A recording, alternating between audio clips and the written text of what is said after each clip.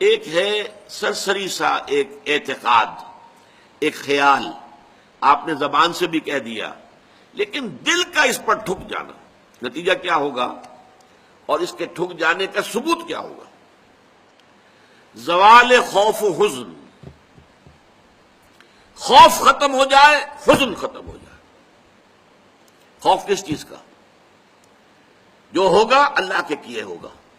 اللہ میرا رب ہے، میرا مالک، میرا پروردگار، میرا خیر خواہ، میرا دوست، میرا پشت پناہ۔ اللہ ولی الذین آمنوا، اللہ ولی ہے اہل ایمان کا، ساتھی ہے، مددگار ہے، پشت پناہ ہے۔ آپ سوچئے ہمارے دیہاتی علاقے میں کسی شخص کے بارے میں معلوم ہو کسی کو کہ اسے بڑے زمیندار چودھری کی پروٹیکشن حاصل ہے، بڑے وڈیرے کا، یہ جو ہے بہت ہی منہ چڑھا ہوا آدمی ہے، وڈیرا جو ہے وہ اس پر بڑا مہربان ہے۔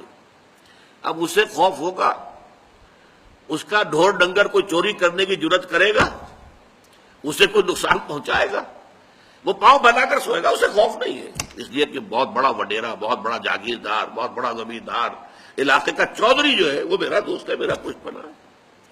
اس پوری کائنات کا چودھری، پوری کائنات کا وڈیرا، پوری کائنات کا مالک، اگر آپ کو یہ اطمینان ہو کہ وہ آپ کا ولی ہے، یہ اطمینان کب ہوگا؟ جب آپ خود اس کے ولی بن جائیں۔ اگر آپ اس کے ولی بن جائیں گے تو وہ آپ کا ولی ہے۔ آپ نے سرسری سا رشتہ رکھا ہوا، اس کا بھی رشتہ سرسری سا ہوگا۔ آپ نے منافقت والی روش رکھی ہوئی ہے، اس کا معاملہ بھی پھر آپ کے ساتھ وہ نہیں ہوگا، خالص نہیں ہوگا۔ وہ تو جیسا آپ کا روش، آپ کی روش ہوگی۔ انا عندہ، یہ ایک حدیث قدسی میں آتا ہے، عند ظن عبدی بی، جو میرا بندہ میرے بارے میں ظن کرتا ہے میں وہی سلوک اس کے ساتھ اختیار کرتا ہوں۔ تو اللہ پر جم جانا تو اب خوف ختم۔ حزن کس بات کا؟ وہ تو جو کچھ بھی اللہ تعالیٰ نے چاہا وہ ہوا ہے۔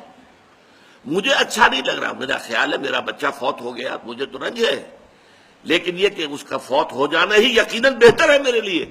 اللہ تعالیٰ نے اس وقت اگر یہ فیصلہ صادر فرمایا، وہ میرا دوست ہے، میرا ہمدرد ہے، میرا بہی خواہ ہے، میرا خیر خواہ ہے، میرا پشت پناہ ہے، میرا مددگار ہے، اس کی طرف سے جو بات آئی کہ ہر ساقی ماریخ عین الطاف است، یہ ہے در حقیقت زوال خوف و حزن، اور اسی کا نام ہے مقام ولایت۔